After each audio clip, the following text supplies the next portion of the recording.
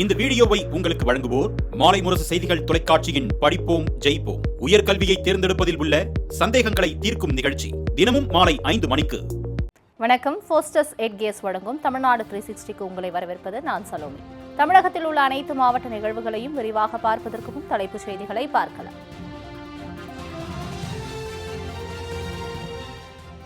உதகையில் படகு இல்லத்தில் படகிலிருந்து குதித்த நீரில் தத்தளித்த இளைஞர், உயிருக்கு போராடிய இளைஞரை மீட்கும் பரபரப்பு காட்சி.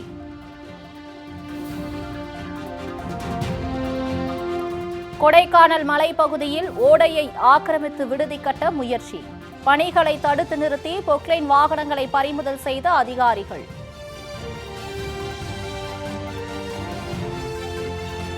செங்கல்பட்டு நகராட்சி பகுதிகளில் கழிவுநீர் வெளியேறி சாலையில் பெருக்கெடுத்து ஓடும் அவலம், வடிகால் வாய்கள் முறையாக அமைக்கப்படவில்லை என பொதுமக்கள் புகார்.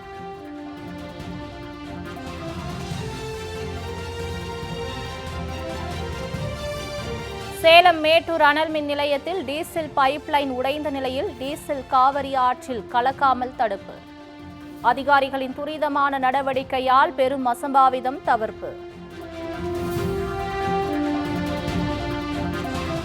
நீர்நிலைகளின் பாதுகாவலர் நிமல் ராகவன் உருவாக்கிய 256வது குளம் மக்கள் பயன்பாட்டிற்கு ஒப்படைப்பு, சமூக ஆர்வலரின் செயல்பாட்டை விளக்கும் செய்தி தொகுப்பு.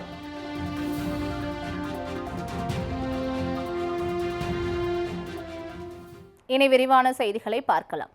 உதகை படகு இல்லத்தில் படகிலிருந்து ஏரியில் குதித்த இளைஞர் நீரில் தத்தளித்த நிலையில் அருகில் வந்த படகு மூலம் அவர் காப்பாற்றப்பட்ட இறுதிக்கட்ட வீடியோ வெளியாகி பரபரப்பை ஏற்படுத்தியுள்ளது. கோடை விடுமுறையொட்டி நீலகிரி மாவட்டம் உதகைக்கு ஏராளமான சுற்றுலா பயணிகள் குவிந்து வருகின்றனர். அதிலும் உதகை ஏரியில் நாளுக்கு நாள் சுற்றுலா பயணிகளின் கூட்டம் அதிகரித்து வருகிறது. உதகை படகு இல்லத்தில் படகு சவாரி, நீர் சாகசம் போன்ற பொழுதுபோக்கு அம்சங்கள் இருப்பதால் இளைஞர்கள் முதல் சிறுவர்கள் வரை அனைவரும் ஆர்வமுடன் செல்கின்றனர்.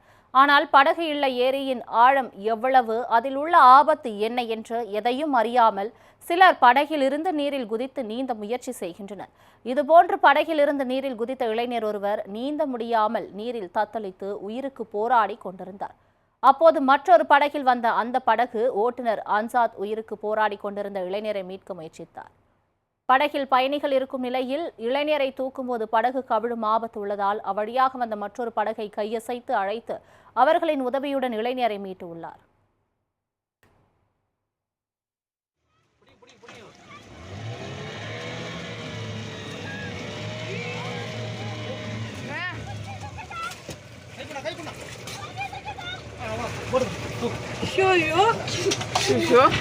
ஸ்விம்மிங் தெரியும், இங்க வந்து குதிக்க முடியுமாண்ணா? என்னண்ணா நீங்க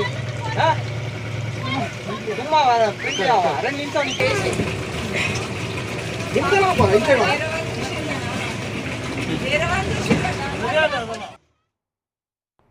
சில நிமிடங்கள் தாமதித்திருந்தால் உயிர் போகும் இறுதிக்கட்ட நிலையில் இளைஞர் மீட்கப்பட்டார். ஆபத்தை உணராமல் இதுபோன்ற செயல்கள் சந்தோஷமான பயணம் சோக பயணமாக முடிந்துவிடும் என்பதை உணர்ந்து செயல்பட வேண்டும் என்றும், சுற்றுலா தலங்களில் பாதுகாப்பு மற்றும் கண்காணிப்பை தீவிரப்படுத்த வேண்டும் என்றும் பொதுமக்கள் வலியுறுத்தியுள்ளனர்.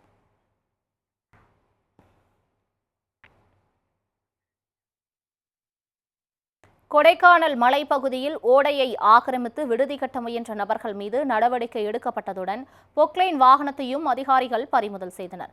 திண்டுக்கல் மாவட்டம் கொடைக்கானல் மலைப்பகுதிகளை பாதுகாக்கும் வகையில் கட்டிடங்கள் கட்டுவதில் அதிக கட்டுப்பாடுகள் விதிக்கப்பட்டுள்ளன.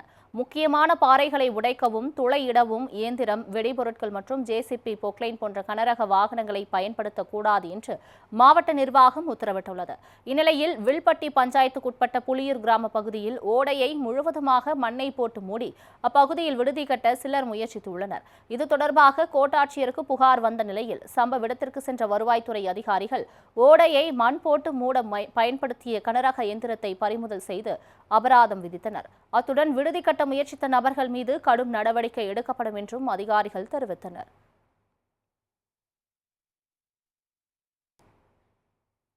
செங்கல்பட்டு நகராட்சி பகுதிகளில் வடிகால்வாய் முறையாக அமைக்கப்படாததால் கழிவுநீர் சாலையில் பெருக்கெடுத்து ஓடும் அவலநிலை ஏற்பட்டுள்ளது.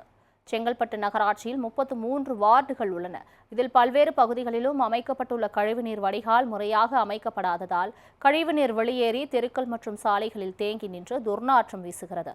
குறிப்பாக செங்கல்பட்டு புதிய பேருந்து நிலையம் அருகே சாலை விரிவாக்கத்தில் உள்ள வடிகால் வாயிலிருந்து கழிவுநீர் வெளியேறி சாலையில் குளம் போல் தேங்கி நிற்பதுடன் சாலையில் ஆறு போல் பாய்ந்தோடுவதால் அப்பகுதி முழுவதும் துர்நாற்றம் வீசுவதுடன் நோய் தொற்று பரவும் அபாயமும் ஏற்பட்டுள்ளது.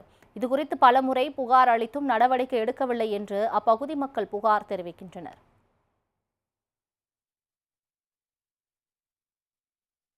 சேலம் மாவட்டம் மேட்டூர் அனல்மின் நிலையத்தில் டீசல் பைப்லைன் உடைந்த நிலையில் அதிகாரிகள் துரிதமாக செயல்பட்டதால் அசம்பாவிதம் தவிர்க்கப்பட்டது. மேட்டூர் அனல்மின் நிலையத்தில் 2 பிரிவுகள் மூலம் மின்சாரம் உற்பத்தி செய்யப்பட்டு வருகிறது.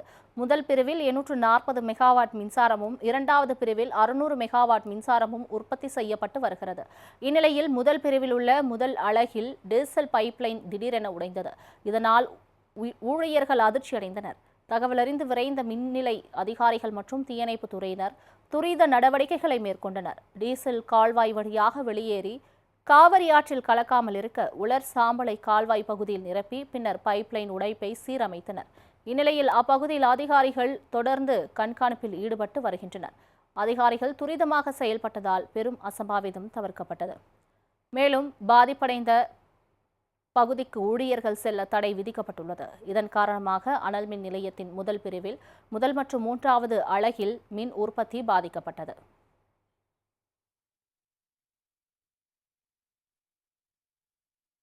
உதகை ரோஜா பூங்காவில் கண்காட்சி தொடங்கிய நிலையில் ஏராளமான சுற்றுலா பயணிகள் குவிந்து வருகின்றனர்.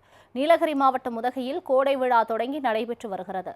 கோடை விடுமுறையொட்டி உதகைக்கு ஏராளமான சுற்றுலா பயணிகள் குவிந்து வருகின்றனர். அத்துடன் உதகை ரோஜா பூங்காவில் 20வது ரோஜா கண்காட்சி தொடங்கிய நிலையில் சுற்றுலா பயணிகள் விதவிதமான ரோஜா மலர்களை கண்டுகளித்து வருகின்றனர்.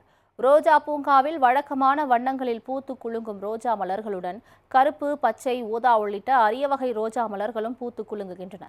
இதனை ஏராளமான சுற்றுலா பயணிகள் கண்டுகளித்து வருகின்றனர். மேலும் கடல்வாழ் உயிரினங்களை மையமாக கொண்டு அமைக்கப்பட்டுள்ள மலர் சிற்பங்களையும் சுற்றுலா பயணிகள் கண்டு ரசித்தும் செல்ஃபி எடுத்தும் மகிழ்ந்து வருகின்றனர். மணப்பாறை அருகே பாரம்பரிய மீன்பிடி திருவிழாவில் சிறியவர்கள் முதல் பெரியவர்கள் வரை போட்டி போட்டுக்கொண்டு மீன்பிடித்து மகிழ்ந்தனர். திருச்சி மாவட்டம் மணப்பாறை அருகே கஸ்பா பொய்கைப்பட்டியில் அணைக்குளம் அமைந்துள்ளது. இப்பகுதி மக்களின் பிரதான நீர் ஆதாரமாக விளங்கும் இக்குளத்தில் நீரின் அளவு குறைந்து வந்த நிலையில் கிராம மக்கள் சார்பில் மீன்பிடி திருவிழா நடைபெற்றது.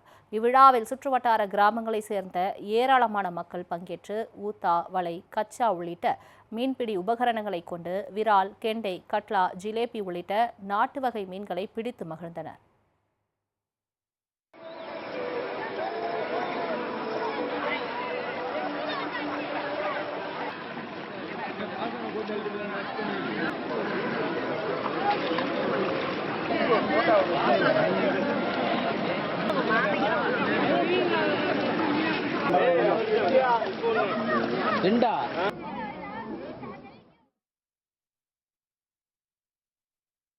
வேளாங்கண்ணி அருகே 35 ஆண்டுகளுக்கு பின் நண்பர்களை தேடி கண்டுபிடித்த முன்னாள் மாணவர்கள் ஒருவரை ஒருவர் கட்டி தழுவி தங்கள் அன்பை பகிர்ந்து கொண்டனர்.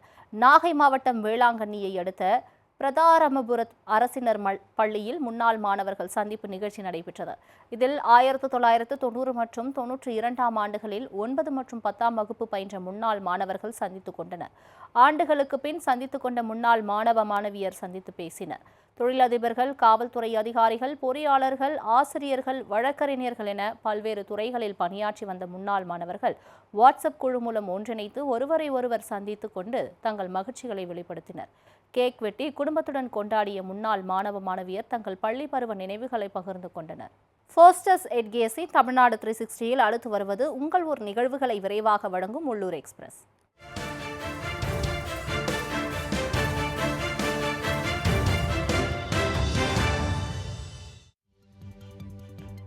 நாகப்பட்டினம் மாவட்டம் திருமருகலில் அமைந்துள்ள பழமை வாய்ந்த ரத்தினகிரீஸ்வரர் கோவிலில் சித்திரை திருவிழா வெகு விமர்சையாக நடைபெற்று வருகிறது.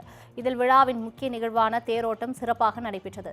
அலங்கரிக்கப்பட்ட தேரில் பிள்ளையார், மாரியம்மன், சண்டிகேஸ்வரர், ரத்தினகிரீஸ்வரர் உள்ளிட்ட பஞ்சபூர்த்திகள் சிறப்பு அலங்காரத்தில் எழுந்தருளினர். ஏராளமான பக்தர்கள் தேரை வடம்பிடித்து தேரை இழுத்தனர். நகரின் முக்கிய வீதிகளில் வலம் வந்த தேரை ஏராளமான பக்தர்கள் தரிசனம் செய்தனர்.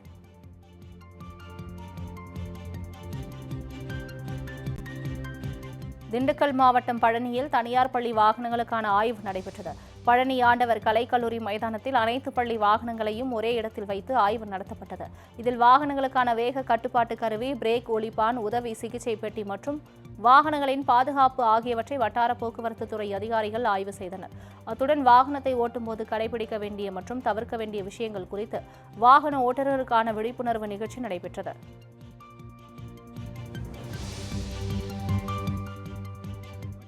அனைவருக்கும் எடுத்தோடனையும் இதை நல்லா கொஞ்சம் ப்ரெஷ் பண்ணுங்க.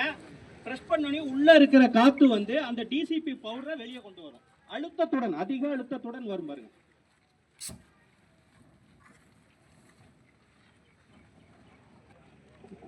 இப்ப பாருங்க அதை ப்ரெஷ்.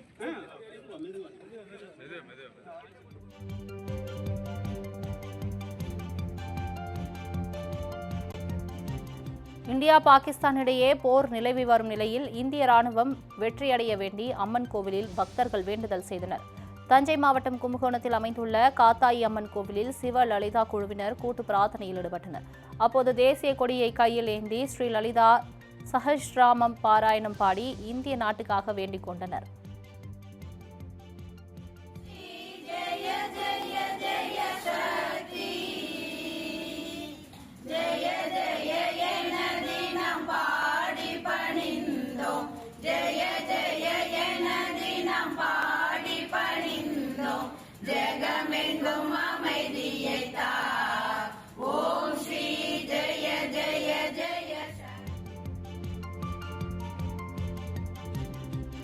ஈரோடு மாவட்டம் கோபிச்செட்டிப்பாளையத்தில் அன்னையர் தினத்தையொட்டி ஆதரவற்ற குழந்தைகளை கையில் ஏந்தியிருக்கும் அன்னை தெரசாவின் படம் 90 நிமிடங்களில் ஆரி ஒர்க் செய்து சாதனை படைக்கப்பட்டது.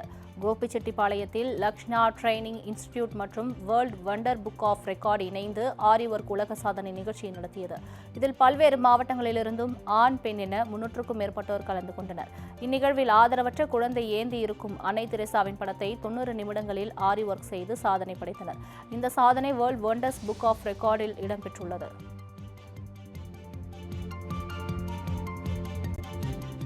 திண்டுக்கல் மாவட்டம் தாடிக்கொம்பு அருகே உள்ள வாஸ்தீஸ்வரன் கோவிலில் மகா கும்பாபிஷேக விழா வெகு விமரிசையாக நடைபெற்றது.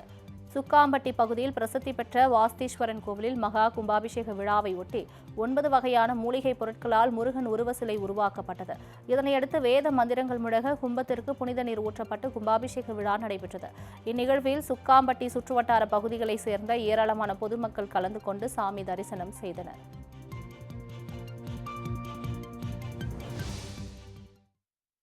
ஃபர்ஸ்டஸ் எட்கேஎஸ் வழங்கும் தமிழ்நாடு 360யில் மாவட்டங்களில் நடந்த விளையாட்டு செய்திகளை வழங்க வருகிறது விளையாட்டுக் களம்.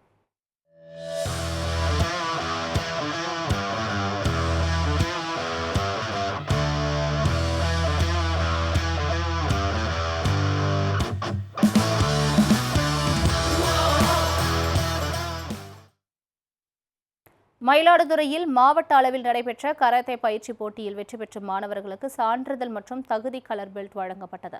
மயிலாடுதுறை கூரைநாடு பகுதியில் உள்ள தனியார் பள்ளியில் என்சி தயாளன் அகாடமி சார்பாக மாவட்ட அளவிலான கராத்தே பயிற்சி போட்டி நடைபெற்றது. இதில் சுற்றுவட்டார பகுதிகளைச் சேர்ந்த மாணவ மாணவியர் பங்கேற்றனர். இதில் வெற்றி பெற்ற மாணவ மாணவியருக்கு பரிசுகள் மற்றும் சான்றிதழ்களும், பயிற்சி முடித்த மாணவ மாணவியருக்கு தகுதியான கலர் பெல்ட்டும் வழங்கப்பட்டன. தலைமை பயிற்சியாளர் சென்சாய் ஜெயக்குமார் தலைமையில் 150க்கும் மேற்பட்ட மாணவ மாணவிகளுக்கு கலர் பெல்ட்டுகள் வழங்கப்பட்டன.